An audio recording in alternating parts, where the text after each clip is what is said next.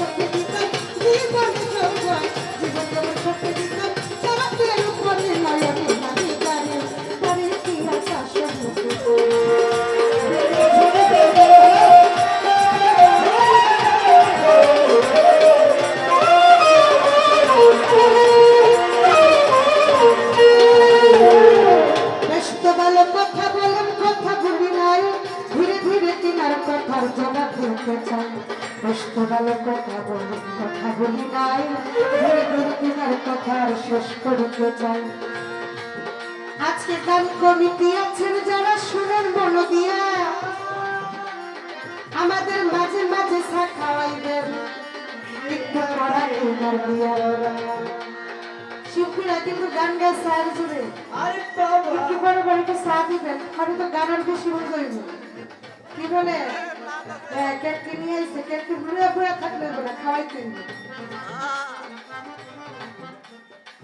আমি কথা দিয়েছিলাম আমি ছোট করে জবাব করব এর কারণ হলো আমাদের মাঝে একটা ইউটিউব চ্যানেল আছে উনি যারা প্রশ্নগুলো করছে এটা কিন্তু ইউটিউব চ্যানেলে গেছে এটার জবাব যদি আমি না করি এটাও কিন্তু ইউটিউবার লেখা ছাড়বো জবাব করে না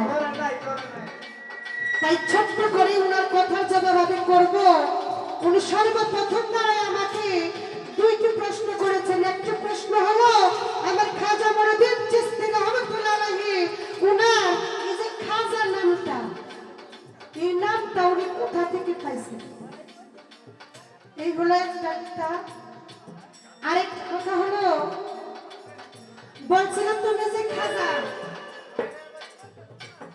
তুমি খাজা কিনা আমার খাজা বাবা বলছিল যে না আমি খাজা না আমি আরেকজনের খাজার নাম হাওলাত করে চলি আমি খাজা না উনি খাজা আবার উনি দেখা দিয়েছিল আরেকজনের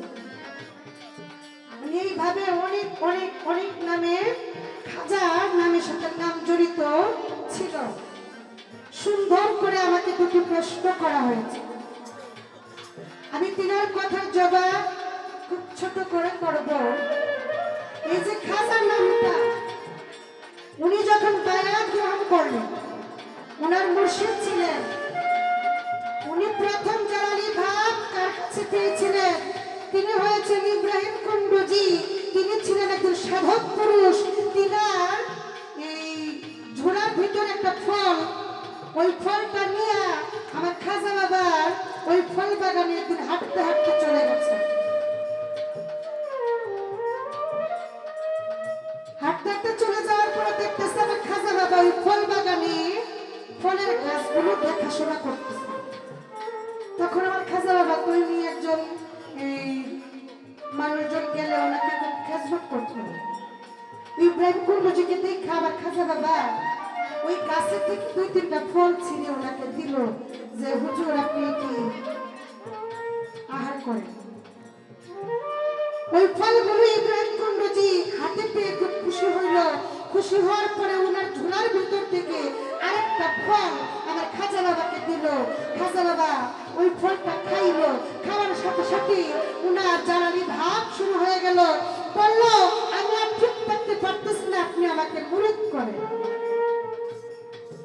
ইব্রাহিম কুন্ডুজি বলছিল আমি তো কাউকে মুরিদ করি না যাও তুমি শহর আছে, হারুন নামক এক জায়গা আছে, ওই জায়গায় যায় দেখবা উসমান হারুনি নামে এক ব্যক্তি আছে। ওই ব্যক্তির কাছে তুমি যায় বলবা যে আপনি আমাকে মুরিদ করেন। আবার খাজা বাবা হারুন নামক ওই জায়গায় চলে গেল, যাইয়া উসমান হারুনি নামে যে ব্যক্তি ছিল উনাকে খুঁজে বের করলো। বের করার পরে বলতেছে আমি আপনার কাছে মুরিদ গ্রহণ করার জন্য এসেছি, আপনি আমাকে দয়া করে মুরিদ করেন। আমার খাজা বাবাকে যখন মুরিদ করলো তখন আমার সেই উসমান হারুনি বলেছিল তুমি আজকে থেকে মঈনুদ্দিন না, তোমার নাম হলো খাজা মঈনুদ্দিন। এই যে খাজা নামটা এটা উনার মুর্শিদ কেবলা যিনার কাছে মুরিদ হয়েছিলেন, উনার মুর্শিদ উসমান হারুনি। উসমান হারুনি নিজেই আমার ওই মঈনুদ্দিন খাজা বাবাকে ওই খাজার নামটা উনি নিজে টাইটেল দিয়েছিল, ওইখান থেকে আসলো খাজা মঈনুদ্দিন। এরপরে আরো আছে খাজা মঈনুদ্দিন চিশতি। আমার খাজা বাবার যেখানে জন্ম হয়েছিল ওই জায়গার নাম ছিল চিস্তিয়া নগর। সেই চিস্তিয়া নগরে জন্ম হওয়ার পরে সেখান থেকে এলাকাবাসী বৃন্দ সবাই তিনাকে নাম বলে গণ্য করলেন যে আজকে থেকে তুমি হয়ে যাবে খাজা মঈনুদ্দিন চিশতি। এরকম অনেক আছে, অনেক অনেক কয়টা কোনো আমার কাছে আরো বলেছে আমার খাজা বাবা হজ করতে গেলেন। হজ করতে যাওয়ার পরে দয়াল নবীজি উনার সাহাবাগণদের দিক উনারে ঢাকাইলেন, বলতেছে যে খাজা নামে তো একটা লোক আসছে, ওই লোকটাকে একটু ডেকে আনো। যখন ডাইকে আনলো বলতেছে তুমি তো খাজা, খাজা বাবা, তোমাকে খাজা বাবা বলে সবাই। না তুমি খাজা বাবা না, তোমাকে আমি আরেকটা নাম দিয়ে যাই। ওই যে খাজা মঈনুদ্দিন, ওই মঈনুদ্দিন নামটা দিয়েছিল আমার রাসূল পাক নিজে। সেই জন্য আমার খাজা বাবাকে বলা হয় উনি হলেন আতায়ে রাসূল। আমার নবীজি যত ধন সম্পদ গুপ্ত মালামাল সকল কিছু মালামাল, এই মালামালের অধিকারী একমাত্র আমার খাজা মঈনুদ্দিন চিশতি। তাই উনাকে বলা হয় একটা নাম দেওয়া হয়েছে আতায়ে রাসূল। সেই আতায়ে রাসূলটা এই দেওয়া হয়েছে আমার খাজা বাবার যে এই ধন সম্পদগুলো, এই সম্পদগুলো কিন্তু আমার দয়াল নবীজি নিজেই ওনার কাছে রেখে গেছে। এরকম তো অনেক নাম আছে, অনেক কয়টা বলো। আচ্ছা এই হলো একটা কথা। আরেকটা কথা হলো বলছিল তুমি খাজা, বলে না আমি খাজা না, ওই লোক খাজা। এটা আবার কেডা? এই খেডা আবার অনেক বিষয়, এটা জবাব করতে গেলে 1 ঘন্টার প্রয়োজন। 1 ঘন্টা আমি জবাব করবো না, 2টা 3টা নাম করবো। আপনি বুঝছেন কারণ আপনি অনেক জ্ঞানী শিল্পী, অনেক। আপনি আমার উস্তাদের সাথে গান করছেন, আপনি আমার দাদা উস্তাদ ওনাকেও চিনেন। আমার দাদা উস্তাদ হলো সাধক ইসলাম সরকার সাহেব, যিনার নামে সর্বপ্রথম বাউল অফিস ছিল আমাদের মিরপুর 1 নম্বর। এই বাউলদেরকে উনি গুছায় এক জায়গায় রাখতেন আমার দাদা গুরু, ওনাকেও আপনি চিনেন। কিন্তু বিষয় হলো আপনি অনেক সাধক বাউল, আপনার কাছে আমার এত কিছু বলার নাই। আমি শুধু সংক্ষেপে একটা নাম বলবো। আমার খাজা বাবা বলছিল যে আমি খাজা না, উনি খাজা। উনি কে? উনি ছিল হযরত খয়জকিজির খাজা রহমাতুল্লাহ আলাইহি। খাজা খয়জকিজির বলছিল কার কথা?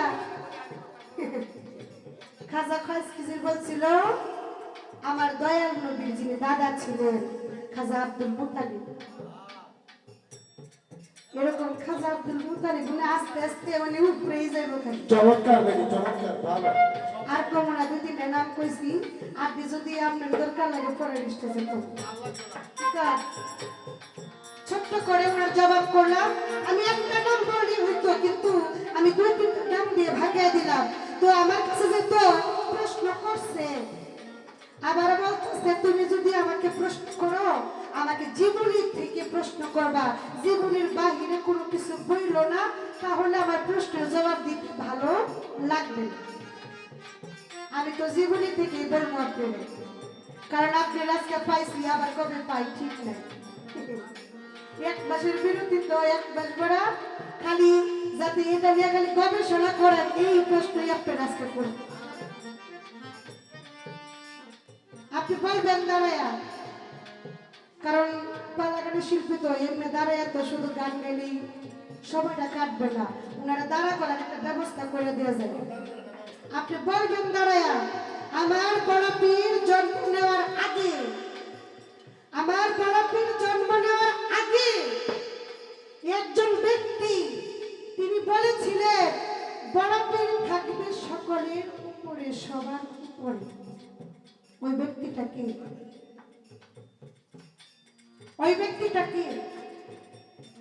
আর আরেকটা কথা হইল, মানে বড় বড় প্রশ্ন না, ছোট ছোট করে আমি নাম লিখে আমার বড় পীর যখন জন্ম নিছে, ইসলাম ধর্মে যখন একটা শিশু জন্ম নেয়, তখন ওই শিশুটার জন্মটাকে জানানোর জন্য মসজিদে আজান দেওয়া হয় না?